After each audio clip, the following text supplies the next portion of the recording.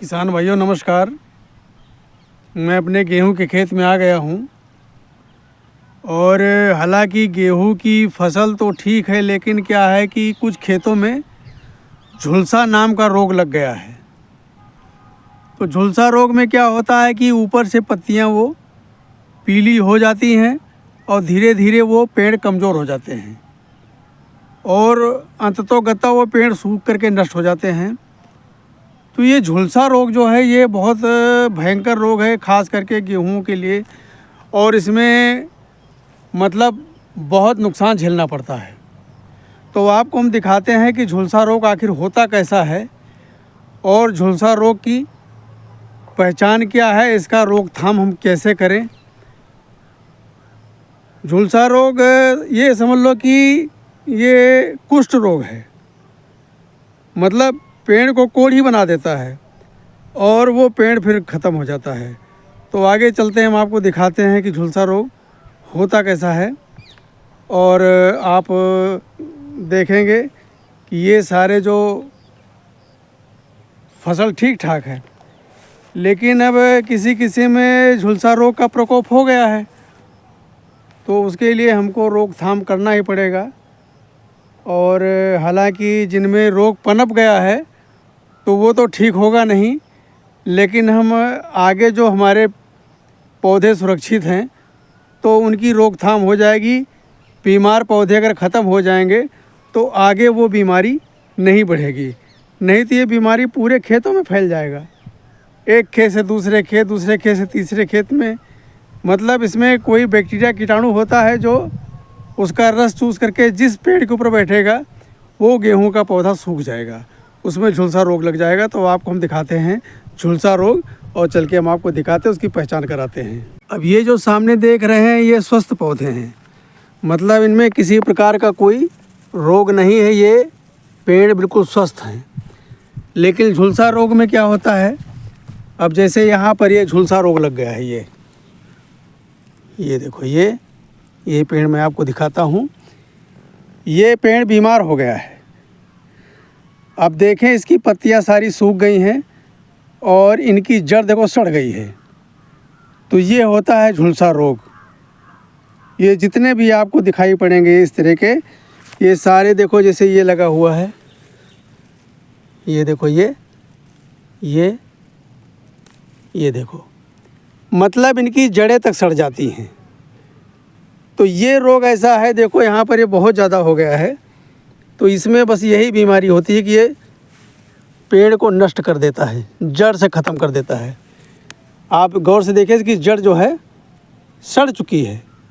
तो ये होता है झुलसा रोग। तो ये रोग बहुत भयंकर रोग होता है, हालांकि ये गेहूं में फैल चुका है, आप देखेंगे। तो ये बीच बीच में इसमें खेतों में लग गया है झुलसा रोग। अब ये झुलसा रोग लगता क्यों है, इसका मेन कारण है खेतों से नमी का गायब हो जाना।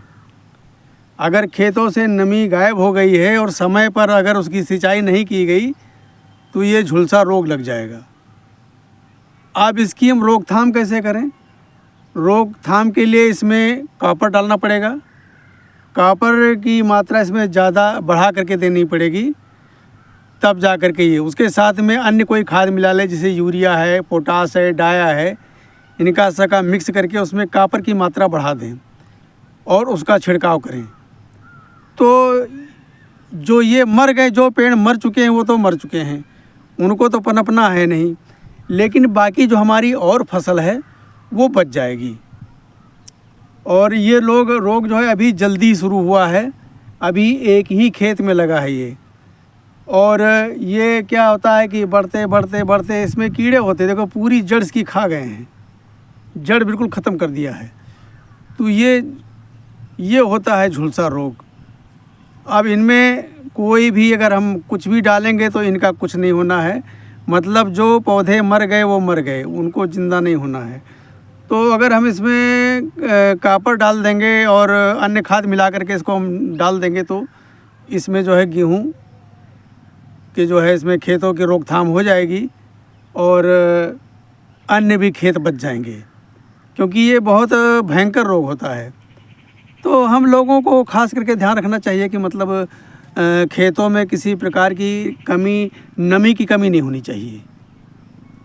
भाई ऐसा है ना कि अगर खेतों में नमी है तो पौधों को नीचे से जड़ों से खुराक लेने में आसानी हो जाती है, और अगर नमी हट जाती है तो खुराक नहीं ले पाते हैं, फिर इनका व्यास भी कम हो जाता है, फिर पेड़ भी पतले पतले रह जाते हैं, मतलब वो विकास जो होना चाहिए वो नहीं हो पाता है। जैसे बच्चों में सूखा रोग हो जाता है, तो बच्चे को अगर सूखा रोग हो गया है तो जो मर्ज़ी खिलाओ पिलाओ, वो बच्चा धीरे धीरे सूखता ही जाएगा और अंत में वही रोग जानलेवा हो जाता है।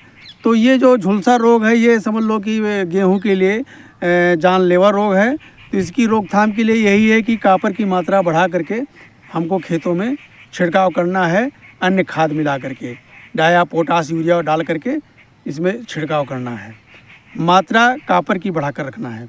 तो इससे जो है ये रोग ख़त्म हो जाएगा। बाकी इसका कोई चारा है नहीं, आप जो मर्जी करें, लेकिन ये हमें तत्काल ही करना पड़ेगा, क्योंकि ये रोग बढ़ता जा रहा है, एक खेत से दूसरे खेत में, दूसरे से तीसरे में ऐसे फैल जाएगा। हालांकि अभी देखो बहुत छोटे पौधे, ज़्यादा बड़े नहीं हैं, लेकिन अभी इसमें बालियाँ नहीं आई हैं। तो ये आगे जा कर के इसमें जो बालियाँ भी निकलेंगी, अगर खेत रोग से ग्रसित हो जाएगा तो जो बालियाँ निकलेंगी तो वो बालियाँ बहुत पतली पतली, मरी मरी से, उसमें दाने भी ठीक से नहीं बन पाएंगे। तो किसानों को ये विशेष ध्यान रखना है कि जिस किसी के खेत में झुलसा रोग लगा हुआ है तो वो कॉपर का छिड़काव ज़रूर करें, और जितनी जल्दी हो सके उतनी जल्दी करें, इसका कोई और रोकथाम नहीं है। और हम आपको क्या बताएं कि अब सरसों भी हम आपको दिखाते हैं, सरसों आगे चल के दिखाएँगे। सरसों में जो है बालियाँ लग चुकी हैं और पक चुकी हैं, कुछ सरसों है अभी उसमें फूल तक नहीं आए हैं, छोटे पौधे हैं। चलते हैं, हम आपको आगे दिखाते हैं। ये जो सरसों का खेत देख रहे हैं, ये मतलब ये पिछड़ी हुई फसल है, तो अभी इसमें फूल आने में टाइम लगेगा। हालांकि फूल किसी किसी में आने चालू हो गए हैं, लेकिन इसमें अभी टाइम लगेगा। ये थोड़ा पिछड़ करके बोया गया है, तो अभी इसमें कोई रोग नहीं है, लेकिन ये है कि थोड़ा ये सरसों लेट होगा। तो ये तो हुई सरसों की पिछड़ी हुई फसल। आप देखें, ये जो सरसों की फसल है, मतलब इसमें फूल सारे ख़त्म हो गए हैं और इसमें दाने बैठ गए हैं। तो अब इनको पकना, अब इनको चाहे पानी बरसे या कोई इनका किसी प्रकार कोई अब नुकसान होने वाला नहीं है। अब ये समझ लो कि ये सरसों हमारी जो है ये तैयार है। अब थोड़ा इसमें भी समय लगना है, लेकिन इसमें जो है मौसम का कोई प्रभाव होने वाला नहीं है। ये सारे जो है सरसों इसमें ये तैयार हो गए हैं। इसमें सारी आप दाने देखें, सब में दाने बराबर बैठ गए हैं।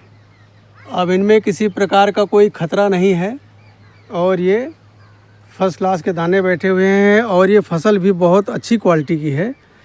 और इसमें जो है अब इनका कुछ बिगड़ नहीं सकता है, बरसात इनका कुछ नहीं कर पाएगा, कोई भी इनका मौसम से कोई नुकसान नहीं होगा।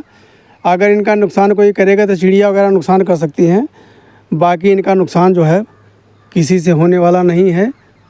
तो ये उत्तम क्वालिटी की सरसों है, जो कि लगभग ये कंप्लीट हो चुकी है। अब इसमें जो है ख़तरा किसी प्रकार का नहीं है। तो दोस्तों, मैंने आपको तमाम चीज़ें दिखाई और ये अपने सरसों भी दिखाए।